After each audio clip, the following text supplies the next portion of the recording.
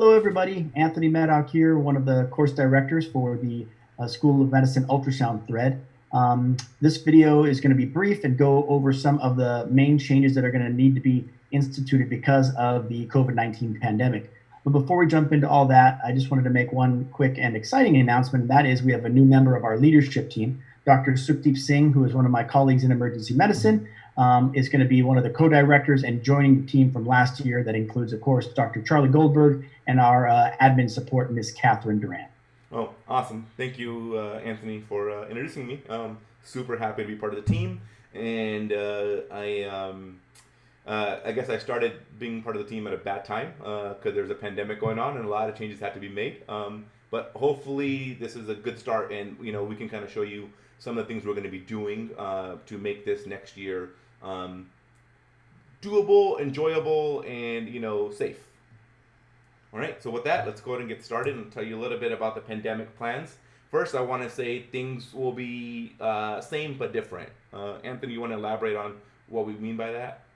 Yeah, so at the end of the day, the course content, the goals, and the expectations are all going to be the same. We're not trying to dilute the content or give you any less of an ultrasound experience than your predecessors before you, but how we deliver that is going to have to be a bit different. But the expectations are the same in that we still are going to have the online videos that you will be expected to have watched on your own time, basically as works for your schedule. The thing that's mainly going to be different is on the day of when we show up, as opposed to the in-person lectures, the overview lectures that we were doing previously, that is going to be done in a different format, and the way we break out into small groups will be dramatically different. Okay, perfect. Yeah, so please watch the videos before you come to lecture. But when you do come to lecture, things are going to look a little bit different.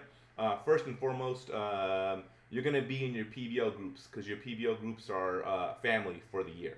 Right, Anthony? Like they have what, a group of 8 or so?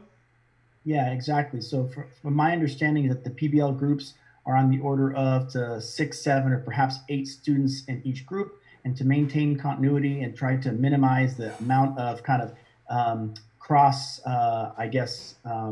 exposure that we're going to have amongst student groups, those PBL groups are going to be a foundation for any of your small group activities throughout the year, including the ultrasound thread. Awesome. So you'll remain in your group of 6 to 8 that you're in, and your sessions will now be a little shorter, which is good. They'll be from 1 p.m. to 4 p.m. It used to go to 5 p.m. And as your group of 8, you all show up at 1 p.m. But where you show up will be different. Half of you will be going straight to your scanning room, and the other half will be going to the waiting room. This waiting room is unique to your family. So your family or your PBL group will be split into either the scanning room or the waiting room. And how you make that division is honestly, we prefer it to be up to you. So before the session starts, text amongst each other and decide, hey, which group starts scanning first and which group has to go to the waiting room first. And we do it that way because you can, move around throughout the year. So if somebody's always getting out early at 2 something, then maybe somebody else gets the opportunity to do that. So you go to your scanning room, your waiting room, but at 1 p.m., the reason why we want you all at campus is when the lecture will start. It will be a live lecture given by either Anthony or myself on Zoom. After this lecture is done, and you'll be watching this lecture on your laptops in either the scanning room or the waiting room. After the lecture is done, the group in the scanning room will start to scan with the instructor right away and finish around 2:30 or so on average. When this group is done, they get to go home at 2:30, which is fantastic for them. We prefer that this group go ahead and text their other family that's waiting for them in the waiting room, and that group goes then to the scanning room and scans until their day is over. Anything you want to add to that, Anthony? No, I think you explained it very well. So exactly right. Everyone shows up at 1. You guys sort out amongst yourselves who's going to be in the first group or who's going to be in the second group.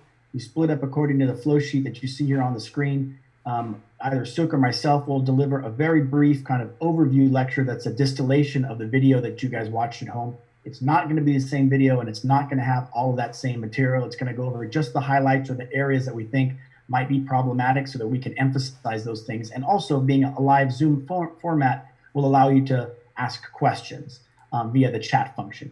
Awesome. Then basically the first group will scan from 1 to 2:30, give or take. As soon as they're done, you guys basically text over to your other family members so that that other half can come over and scan, and then that second group will scan from 2:30 until approximately 4, or perhaps they'll get out a little bit early because there won't be any lecture time for the second group. The lecture will have already been completed because that was done at the 1 o'clock hour.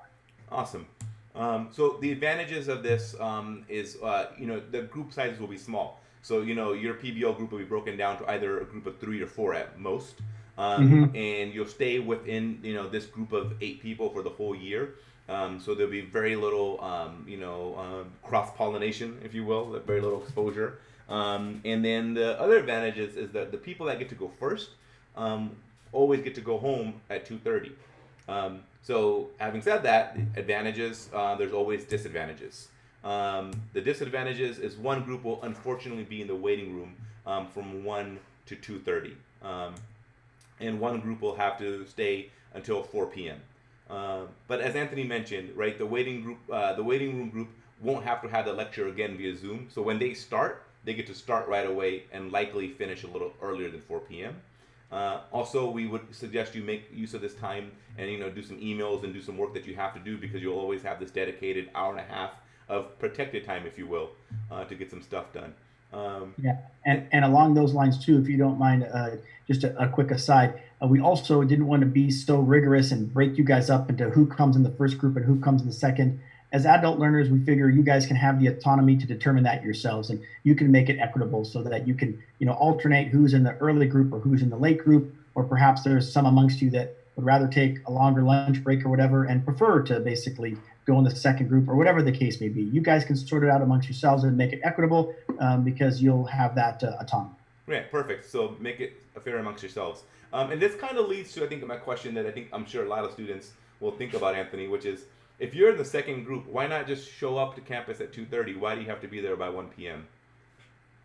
Yeah, so that's important that we all get there at 1 so that you guys can all participate in that, in the overview lecture that we're going to have, and the fact that the medical school right now, again, because of worries of the pandemic and ongoing infection, there's not going to be any allowable kind of milling around or just hanging around at the medical school. We pretty much all the other rooms are going to be either used or locked, and we're only going to have access to the rooms that are reserved. So there won't be free rooms and whatnot where you can just wander. So the only place you can really be is in one of these assigned rooms, unfortunately. I wish there was more flexibility in it, but unfortunately, this just goes beyond Dr. Singh and myself. These are the rules that we all have to play by, even though they don't seem ideal. They come from a good place. Yeah, and I think the other kind of advantage of it, though, is that, say the group 1 is finishing a little bit earlier, they can start before 2:30. So you don't want to plan for 2:30, because if the group is finishing before 2:30, you want to be able to ready and go, and that way you can get out at 3:30, or even some days 3:15 or 3, as long as things are taking smoothly. So you don't want to slow down the whole process. Yeah. So I know it sucks to be in the waiting room, but you don't always have to be in the waiting room, because you will make it equitable amongst each other. And if you're available, I think things will go smoothly. So in brief, together, I think we're all going to manage. We know some of these things aren't fair, and so sometimes we feel a little bit like Snape, where we're passing down a lot of rules. But there's also, as Snape, he's also a protector, and we want to work together. So, while we are apologetic about there having to be a waiting room and you have them come in at 1 o'clock, we will try to manage by giving you more facilitators, shorter days, and smaller groups. And I think, we'll work tirelessly on our end to make this an enjoyable process. And but we ask that, there's some give and take, and you work on your end by showing up at 1 o'clock and listening to Zoom lectures and being responsive with each other. Yeah, I totally agree with Suk on that. And even though this is all going to be an adjustment for all of us, I think at the end of the day, there are a lot of positives here. And one of the biggest positives is that now we'll be able to shrink the small group sizes, which will allow for you to have more a direct contact with your instructor. There'll be less kind of downtime instead of having to sit and watch as 4 or 5 other students have to repeat the exam that you just did. The group sizes are going to be considerably smaller, so that'll allow you to get more education, more supervision from the instructor. And if you get through all of the items and the learning points for that particular module, then everyone gets to go home earlier. So it's kind of a win-win. Yeah, I think you guys are going to really end up enjoying how this will go. So for myself, Anthony, Catherine, and Charlie, thank you so much. And we'll see you guys in 2 weeks. See you soon.